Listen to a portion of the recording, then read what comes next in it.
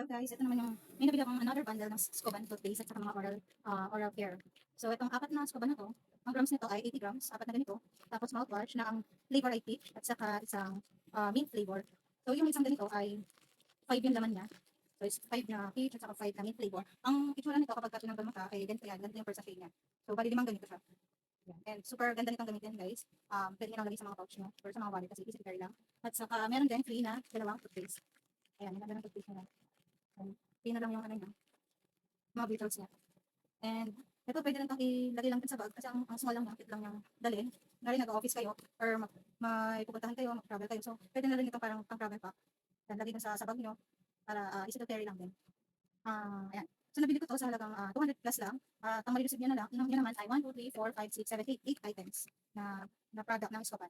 So tingnan niyo na lang sa Yellow Basket guys kung magkano yung price nito and lagi niyo i-check kung magkano yung checkout amount niya kasi nagbabari yung price nito depende dun sa day kung kailan mo siya i-check out kasi may mga promo sa seller, may mga discounted time na mababa siya, minsan naman nawawala yung promo. Kaya much better na lagi niyo siyang i-check and don't forget na kumuha ng mga voucher or coupon before checkout para mas malaki yung mga matitipid niyo.